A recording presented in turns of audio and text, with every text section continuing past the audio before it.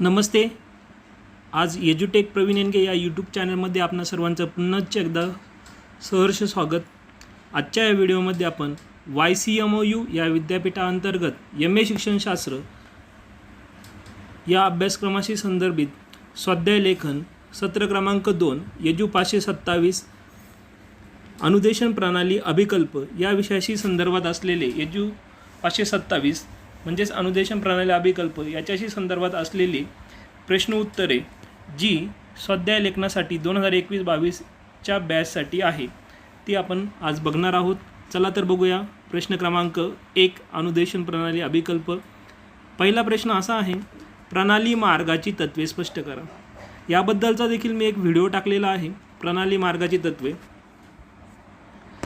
त्यात देखील मी याचं स्पष्टीकरण देण्याचा प्रयत्न केलेला आहे.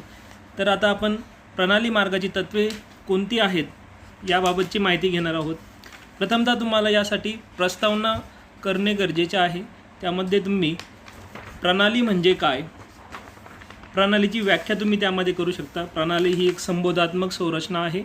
यामध्ये एकमेकांशी संबंधित अनेक कृती एकत्रितरित्या केल्या जातात व अपेक्षित बाह्य उत्पत्ती कुशलतेने व प्रभावीपणे प्राप्त करता येते. त्यानंतर तुम्ही प्रणाली मार्गाची तत्त्वे 6 तत्त्वे आहेत, जशी की ध्येय, उद्दिष्ट, संसाधन, बाह्य उत्पत्ती, रूपांतर प्रक्रिया, प्रत्याभरण. तुम्हाला इथे आकृती काढून दाखवण्यात आलेली आहे. प्रणाली उपागम तत्त्वे, बाह्य उत्पत्ती. हे जे पहिलं तत्त्व आहे त्याविषयीची माहिती आपण थोडक्यात घेऊया. मी फक्त उदाहरणं देण्याचा प्रयत्न करणार आहे.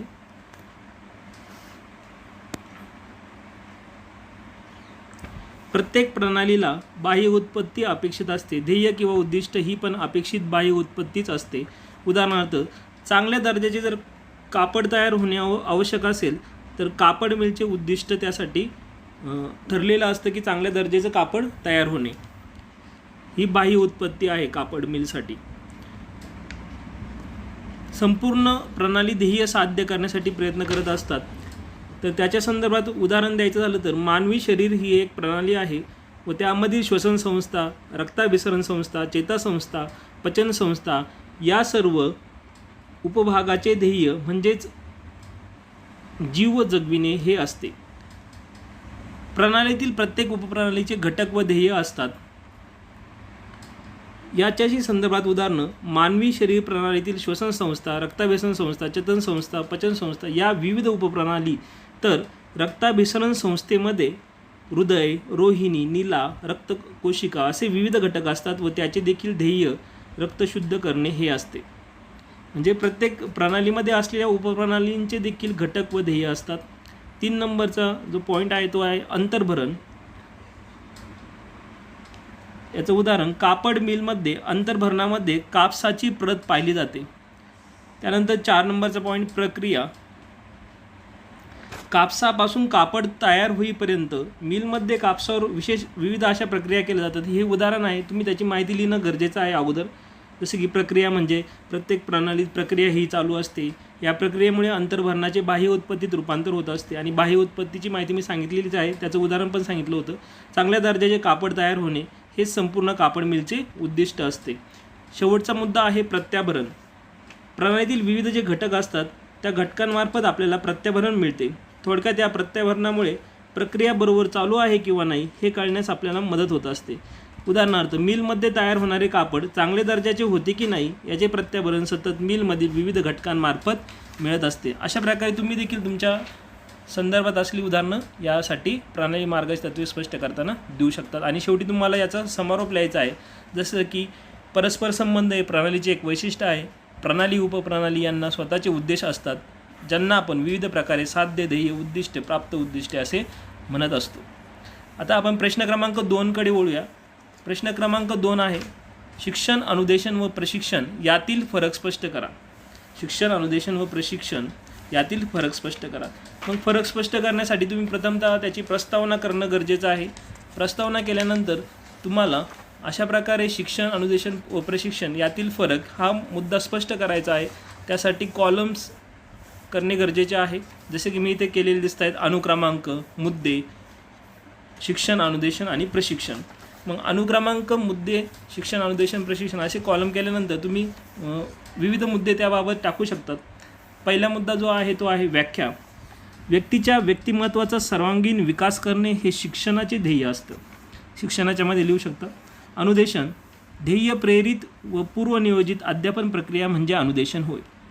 नंतर प्रशिक्षणामध्ये तुम्ही असं लिहू शकता, अध्ययन अनुभूतींच्या द्वारे ज्ञान, कौशल्य व अभिवृत्तींचा विकास व सुधारणा करण्याचा नियोजित व पद्धतशीर प्रयत्न म्हणजे प्रशिक्षण होय.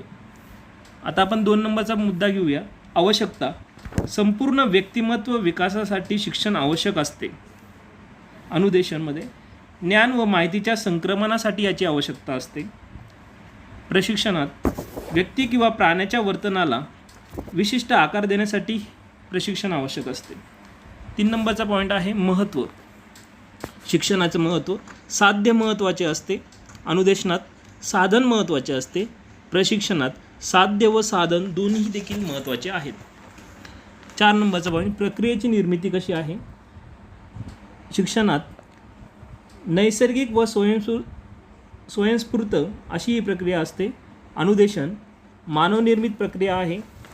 प्रशिक्षण देखील मानवनिर्मित प्रक्रिया. 5 नंबरचा पॉईंट, प्रक्रियेचं स्वरूप कसं आहे. शिक्षण ही अखंड चालणारी प्रक्रिया आहे. अनुदेशन प्रणाली अभिकल्पाच्या समाप्तीपर्यंतच असते, तर प्रशिक्षण ही विशिष्ट क्षमता प्राप्त झाली की प्रक्रिया खंडित होत असते. अशा प्रकारे याची प्रक्रियेचं स्वरूप आहे. 6 नंबरचा पॉईंट आहे कालावधी. शिक्षणासाठी दीर्घ कालावधी लागतो, खूप मोठा कालावधी असतो. अनुदेशनासाठी मर्यादित असा कालावधी असतो, तर प्रशिक्षणासाठी अल्प कालावधी, अत्यंत अल्प कालावधी असतो. नंतर 7 नंबरचा पॉईंट आहे उद्दिष्टे. दीर्घ काळानंतर साध्य होतात शिक्षणाची उद्दिष्टे.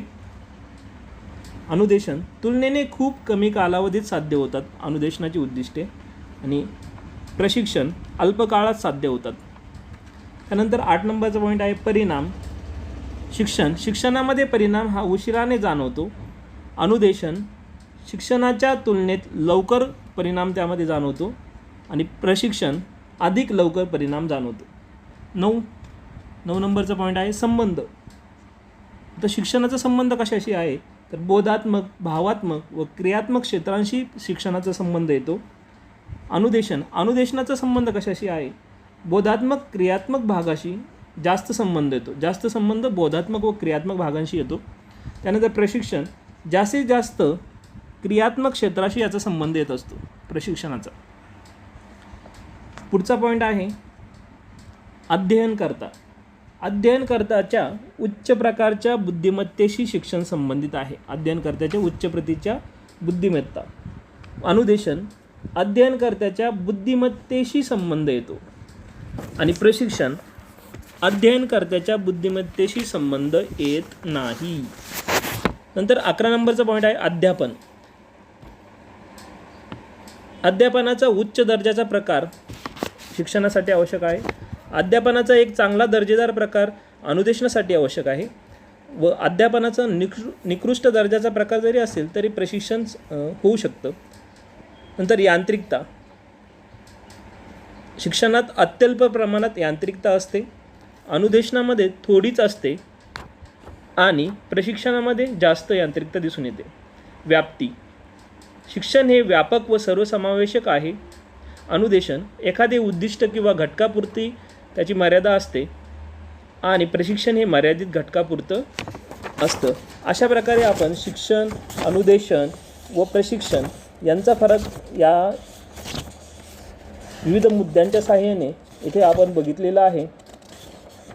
त्यानंतर तुम्हाला याचं समारोप करणे गरजेचं आहे. समारोपचा पॉईंट असणं आवश्यक आहे.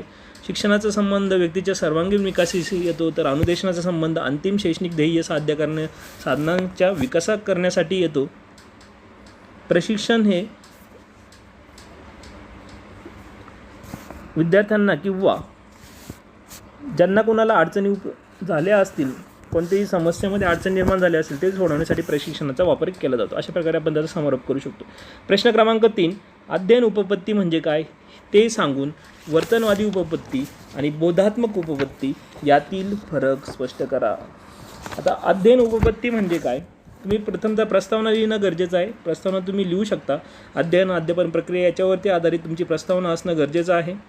अध्ययन कसं घडतं त्याविषयीची माहिती तुम्ही त्यामध्ये लिहू शकता. विद्यार्थ्यांचे अध्ययन कसे होते याचा अभ्यास अनेक मानसशास्त्रज्ञांनी कसा केला याविषयीची थोडक्यात तुम्ही कल्पना त्यामध्ये देऊ शकता.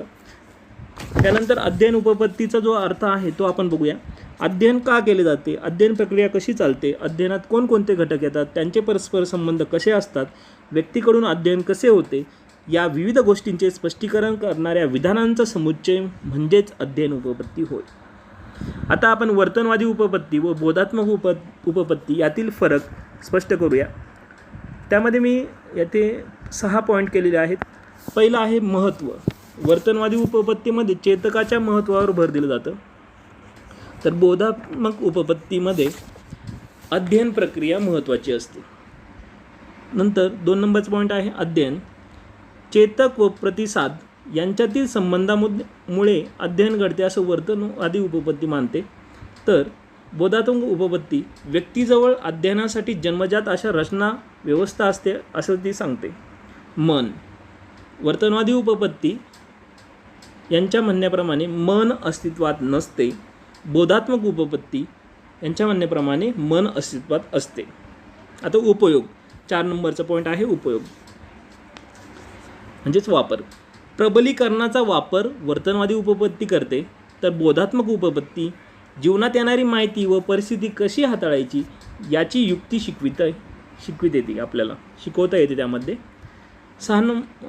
5 नंबरचा पॉईंट आहे म्हणजे याच्याशी निगडीत अशी शास्त्रज्ञांची नावं ज्यांनी उपपत्ती मांडली असेल त्यांची आपण नावे देऊ शकतो. B.F. Skinner, Robert गॅने, R.F. मॅगर ही वर्तनवादी उपपत्ती मांडणारी काही शास्त्रज्ञ आहेत. त्यानंतर मानसशास्त्रज्ञ म्हणता येईल त्यांना आपण. बोधात्मक उपपत्तीची उदाहरणे तर जीन पियाजे यांचे विकासात्मक प्रतिमान, जेरोम ब्रुनर यांची बोधात्मक संरचना प्रतिमान उपपत्ती. शेवटचं प्रक्रिया कशी असते यामध्ये. वर्तनवादी उपपत्तीमध्ये प्रत्याभरणाचे महत्त्व विशद केले जाते, तर बोधात्मक उपपत्तीमध्ये प्रक्रिया कशी असते, बाह्य अनुभवांच्या आधारे मन अनुभव कसे मिळवते याबद्दल प्रतिमान स्पष्ट करत असते. आणि नंतर शेवटी तुम्हाला याचा समारोप करायचा आहे. अध्ययन करतानाच्या वर्तनातून आपल्याला अध्ययनाचा पुरावा मिळत असतो. व्यक्तीच्या अंतर्गत अध्ययनाची क्रिया घडत असते. अध्ययन प्रक्रिया समजण्यासाठी वर्तनवादी, बोधात्मक व शिक्षणतज्ञांनी केलेल्या वर्गीकरणाचे महत्त्व आहे. यानंतर प्रश्न क्रमांक 4. जेरोम ब्रुनर यांनी सांगितलेले अध्ययनाचे टप्पे स्पष्ट करा. प्रथमतः तुम्हाला याची प्रस्तावना लिहावी लागेल. शिक्षण प्रक्रियेत अध्ययन अध्यापन या प्रक्रिया अतिशय महत्त्वाच्या आहेत. दोन्ही प्रक्रिया परस्परावलंबी आहेत. उत्तम अध्यापन तेच की त्याचा परिणाम उत्तम अध्ययनात होईल. अध्ययन प्रक्रिया कशी घडते यावर अनेक मानसशास्त्रज्ञांनी अध्ययन सिद्धांत मांडले. यातीलच एक शास्त्रज्ञ म्हणजेच ब्रुनर यांनी अध्ययनाचे 3 मार्ग सांगितलेले आणि ते पुढील प्रमाणे आहेत. मग आपण पहिला मार्ग आहे अशाब्दिक कृती मार्ग. अशाब्दिक त्यातच त्याचा अर्थ येतोय. अशाब्दिक म्हणजे शब्दांचा वापर न करता कृतींचा वापर त्यामध्ये जास्त प्रमाणात केला जातो. जसं की बालवाडीचं छोटे मुलं असतात त्यांना आपण कृतीयुक्त शिक्षण देत असतो, किंवा मोठ्या वर्गातील मुलांना पण आपण कृतीतून शिक्षण दिलं तर त्यांना ती ज्ञान लवकर प्राप्त होत असतं. कृतीतून, अनुकरणातून, शब्दहीन क्रियांच्या माध्यमातून जेव्हा अध्ययन होते तेव्हा त्याला निष्क्रिय रूप अध्ययन असे म्हणतात. ही निष्क्रियता बौद्धिक, वैचारिकदृष्ट्या अभिप्रेत आहे. कारक कौशल्यांचे अध्ययन या प्रकारे होते. त्याबरोबरच अतिशय लहान अध्ययनही या प्रकारे होत असते. चेतक प्रतिसादात्मक अध्ययन या स्वरूपाचं असतं. 2 नंबरचा पॉईंट आहे प्रतिमात्मक मार्ग. अवबोधनाद्वारे काही मानसिक प्रतिमा तयार होतात व त्या प्रतिमांद्वारे जेव्हा अध्ययन होते तेव्हा ते प्रतिमात्मक मार्गाने होणारे अध्ययन असते. साधारणपणे वय वर्ष 5 ते 7 या दरम्यानचे अध्ययन अशा प्रतिमांच्या सहाय्याने होते. प्रत्यक्ष वस्तू किंवा कृतीऐवजी त्यांच्या प्रतिमातून मूल शिकते. मॉडेल्स, आयकॉनिक मॉडेल असं म्हणता येईल त्याला. अर्थात यापेक्षा अधिक मोठ्या वयातही मूल जेव्हा काही कोडी सोडवणे, समस्या उकलन करणे, त्यावेळी अध्ययनाचा मार्ग हा प्रतिमात्मक मार्ग असतो. हे अध्ययन साधारणप्रमाणे साकल्यवादी सिद्धांताचे असते. पहिलं जे अध्ययन होतं ते चेतक प्रतिसादात्मक होतं, अशाब्दिक, आणि साकल्यात्मक सिद्धांत हा प्रतिमात्मक मार्ग आहे. आता प्रतिकात्मक मार्ग, सिम्बॉलिक मोड. आपले अनुभव शब्दात व्यक्त करण्याचा बालक प्रयत्न करते. शब्द हे या ठिकाणी प्रतीका असतात. विचार प्रक्रिया विकसित झाली की या मार्गाने अध्ययन होत असते. अर्थात या प्रकारच्या अध्ययनात भाषेला देखील खूप महत्त्व प्राप्त होते, कारण भाषा ही विचार प्रकटीकरणाचे महत्त्वाचे साधन ठरते. साधारणपणे कुमार अवस्थेतील व त्यानंतरचे अध्ययन हे देखील या मार्गाने होत असते. मग आपल्याला ह्या ब्रुनरच्या सिद्धांताचा शैक्षणिक उपयोग काय आहे ते आपण समारोपामध्ये थोडक्यात मांडू शकतो. शिक्षकांनी आपल्या अध्यापनामध्ये विद्यार्थ्यांची अवबोधन क्षमता अधिकाधिक विकसित होईल याकडे अधिक लक्ष देणे आवश्यक आहे. कारण जेवढे अवबोधन अधिक तेवढे त्या अवबोधनाचे गट करणे, त्यातून संबोध निर्मिती होणे, या संबोधाचे सामान्यीकरण होऊन त्यातील सत्तत्व शोधून होणे, कार्यकारण भाव लक्षात घेणे, त्यावरून काही नियम तयार होणे शक्य असते. व नियम तयार होणे किंवा सामान्यीकरण करता येणे ह्या अंतिम पायरीची देखील सुरुवात होते. ही सुरुवात अवबोधापासून होत असते आणि म्हणूनच अवबोधनामध्ये विद्यार्थी सक्रिय असणे महत्त्वाचे ठरत असते. तर तुम्ही यामधून सांगितलेल्या माहितीप्रकारे हा प्रश्न पूर्ण करू शकता. प्रश्न क्रमांक 5 आहे, भावात्मक क्षेत्राच्या उद्दिष्टांचे वर्गीकरण लिहा. भावात्मक क्षेत्राचं आता उद्दिष्ट जे आहेत त्याविषयी आपल्याला माहिती लिहायची आहे. यामधील क्षेत्र आहेत 5 क्षेत्र आहेत. त्यापैकी तुम्ही प्रस्तावना प्रथम लिहू शकता. प्रस्तावनेमध्ये तुम्ही ब्लूमच्या कार्यामुळे इतर शास्त्रज्ञांना क्षेत्रांचे वर्गीकरण करण्यासाठी प्रेरणा मिळाली. क्रथवोल व इतर शास्त्रज्ञांना भावात्मक क्षेत्राच्या वर्गीकरणाचे श्रेय मिळते आणि हे जे क्षेत्र आहे ते अभिवृत्ती व सद्गुणांशी संबंधित असे क्षेत्र आहे. संपूर्ण व्यक्तिमत्वाला फक्त बौद्धिक बाजू असणेच आवश्यक आहे असे नव्हे, तर यासाठी काही विधायक अभिवृत्ती व सद्गुणही आवश्यक असतात. या क्षेत्रातील महत्त्वाचे भाग पुढील प्रमाणे आहेत. पहिला भाग आहे ग्रहण. ग्रहण म्हणजे स्वीकार, अवधान देणे. वर्गीकरण क्षेत्रातील ही पहिली पायरी म्हणजे जे शिकवले जाते त्याकडे अध्ययन करता स्वेच्छेने लक्ष पुरवतो. जाणीव ग्रहणासाठी असलेली इच्छा, योग्य गोष्टींवरती लक्ष केंद्रित करणे यामध्ये महत्त्वाचे असते. यातील उदाहरण सांगता येईल की सांगितल्या जाणाऱ्या गोष्टीकडे लक्ष देणे. 2 समाधानाच्या गरजेची जाणीव होते. त्यानंतरचा दुसरा जो पॉईंट आहे तो आहे प्रतिसाद. प्रतिसादामध्ये ही ग्रहणाच्या पुढची पायरी आहे. योग्य प्रतिसाद देऊन अध्ययन करता ग्रहण करतो. जे शिकवले जाते त्यात तो भाग घेतो. त्यात उत्सुकता, स्वेच्छा व कामातील आनंद यांचाही समावेश त्यामध्ये होत असतो. आणि यातील उदाहरणं स्वेच्छेने मत मांडणे व जबाबदारी समजणे हे 2 उदाहरणं आपण या ठिकाणी देऊ शकतो. 3 नंबर मूल्य निश्चिती. तिसरा पॉईंट आहे मूल्य निश्चिती. मूल्य अभिवृत्ती त्यालाही म्हणता येतं. त्यातील माहिती अशी लिहू शकता तुम्ही, अध्ययन अनुभूतीला अध्ययन करता किती मूल्य देतो हे या ठिकाणी महत्त्वाचे आहे. घडणाऱ्या घटनेची उपयुक्तताने लक्षात घेणे, एखाद्या गोष्टीला पूर्णपणे वाहून घेणे हे मूल्य निश्चितीचे सर्वात उच्च स्वरूप होय. ग्रंथालयात किंवा प्रयोगशाळेत जर सुट्टीच्या दिवशी देखील एखादा विद्यार्थी काम करत असेल तर साहजिकच त्याने त्या कामाला पूर्ण वाहून घेतले असे आपल्याला दिसून येते. 4 नंबरचा पॉईंट आहे संयोजन संघटन. अध्ययनकर्त्याच्या मतप्रणालीची 3 नंबरचे जे उदाहरणं इथे दिलेली आहेत, मूल्य अभिवृत्ती आणि मूल्य निश्चिती, योग्य तत्त्वज्ञानाची मूल्य ओळखणे आणि 2 रक्तदान कार्यक्रमात उत्साहाने भाग घेतो. पुढचं आहे संयोजन आणि संघटन. अध्ययनकर्त्याच्या मतप्रणालीची येथे सुरुवात होत असते. विद्यार्थी मतांची तुलना करून जी संबंधित असतील त्यांचा विचार करत असतो. उदाहरणार्थ एखाद्या घटनेचे साधक बाधक घटक ठरवतो. 2 नियम समजण्यासाठी योजना तयार करतो. आणि शेवटचा पॉईंट आहे गुणसंवर्धन. उदाहरणार्थ व्यक्तीचे गौरव व मूल्य यावर विश्वास ठेवतो. आणि दुसरं आहे अंतर्गत सुसंगत मूल्य प्रणाली विकसित होतो. गुणसंवर्धनामध्ये तुम्ही असं लिहू शकता, व्यक्तीचे जीवनविषयक तत्त्वज्ञान या पातळीवर ठरलेले असते. चांगले काय वाईट काय हे समजण्यासाठी निकष स्वीकारतो व त्यांचा सराव करतो. आणि शेवटी तुम्ही याचा समारोप करू शकता. वरील सर्व पायऱ्या कशा आहेत, एकमेकांमध्ये मिसळलेल्या आहेत. तर भावात्मक क्षेत्रांशी त्यांचा खूप जवळून संबंध आहे. अभिकल्प तयार करताना वास्तवतेच्या आदर्शाचा वापर प्रामुख्याने केला जातो. संपूर्ण वास्तवतेशी आपण अध्ययनकर्त्याची ओळख करून देऊ शकत नाही. आपण फक्त त्यांना नमुनेदाखल उदाहरणे देऊ शकतो. त्याचा उपयोग त्याला जीवनातील प्रत्यक्ष समस्येशी जमून घेण्याची युक्ती शिकवण्यासाठी यांचा वापर केला जाऊ शकतो. अशा प्रकारे आपण यजू 527चे अनुदेशन प्रणाली अभिकल्पाचे 5 जे प्रश्न होते स्वाध्याय त्यांची उत्तरे इथे बघितलेली आहेत. Thanks for watching my video. Please like, share my video and subscribe my YouTube channel.